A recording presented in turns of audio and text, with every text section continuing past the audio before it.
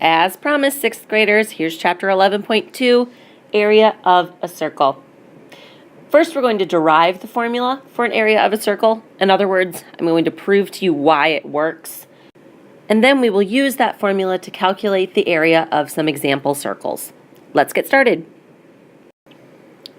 We're going to derive the formula for the area of a circle by dividing a circle over and over and over and over and over again until it creates a shape that you recognize. So, let me show you how this is going to work. A diameter divides a circle of radius r into two semicircles. You know how to find the length of a semicircle, right? It's 1/2 of 2 pi r. Okay. Since we're using a radius of r for our semicircle, what we're left with is pi r. Okay? So the length of our semicircle is pi r. Now, let's say we cut this circle of radius r into 16 equal pieces. The cuts all go through the center of the circle. And now we're going to take that little green slice and we're going to cut it into 2 equal parts. Just like this. Now we can take all of the pieces that we've cut out of our circle and we can rearrange them to look like this. Whoa. All right, starting to look like a shape you know how to find the area of, right? All right, so the area of our circle is going to be the area of this figure because all we've done is taken all the parts of our circle and rearranged them into a shape that we recognize. The semicircular arcs form the bottom and the top of this figure. Hey, we know the length of the semicircular arcs, right? It's pi r. And the distance here has to be the length of the radius because it came from this piece right here, okay? So we know the length of the radius. We know the length of the sides because they're the semicircular arcs, all right? Let's smooth this out a little bit by using smaller pieces. Watch this. If we cut the circle into as many equal pieces as possible, we can form what is essentially a rectangle. As the number of pieces keep increasing, the top and the bottom of the figure will become straight lines. Okay? Now we have a rectangle of length pi r and width r. Now we can write an expression for its area in terms of r, right? Because the rectangle takes up the same amount of space as the original circle, the area of the circle is equal to the area of this rectangle. And the area of this rectangle would be calculated using this formula, pi times r, or pi r squared. Ta-da! The area of a circle is calculated using the formula pi r squared. See how that works? Pretty nifty, isn't it? Now that we know the formula, let's find the area of a circle using it. The radius of a circular disc is 7 inches. Use 22/7 as your approximation for pi and find the circle's area. So we're going to use 22/7 as our approximation for pi. All right. Remember, our formula for area is pi r squared, pi radius squared. Let's substitute in.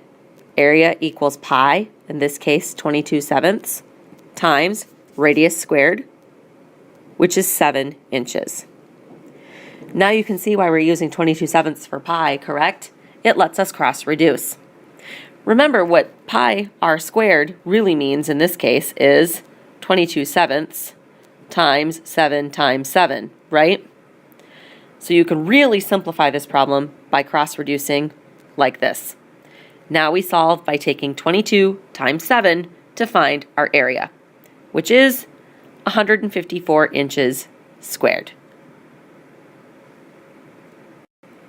Now let's work an example where we use 3.14 as our approximation for pi.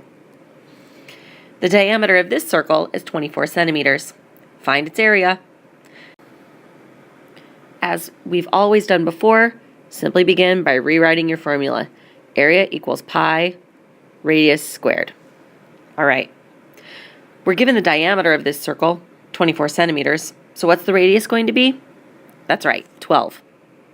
So our area is going to equal our approximation of pi, 3.14, times 12 squared.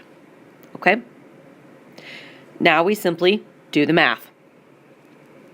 3.14, and PEMDAS tells us we need to square our 12 first because we use exponents after parentheses. So 12 squared is 144.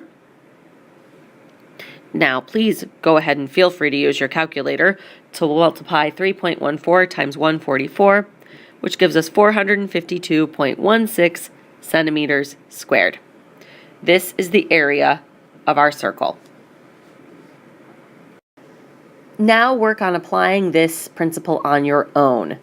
There are 3 practice problems here where you're asked to use 3.14 as the approximation for pi. In the first 2, you're given a radius, calculate the area. In the third, you're given a diameter, calculate the area. We have one more idea to learn about after this, so press pause while you work, and I'll see you in a moment. Now that you're pros at finding the area of a circle, let's find the area of semicircles and quadrants. Our example is a circle with a diameter of 14 feet. We want to find the area of this semicircle. We're going to use 22/7 as our approximation for pi.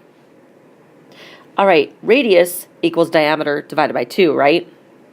So the radius of this particular circle is 7. The area of a semicircle is just going to be half of the area of the circle, right?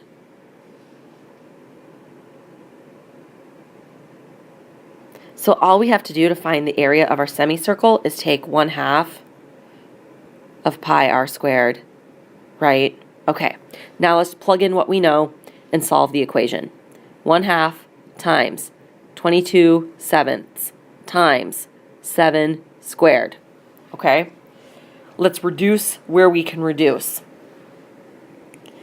2 and 22 can reduce to 11. We can eliminate this 7 and we can reduce this to a single 7, correct? All right, now let's multiply. It got a lot easier all of a sudden, didn't it? 1 times 11 times 7 is 77. We have all ones on the bottom, so we're done. The area of our semicircle is 77 feet squared.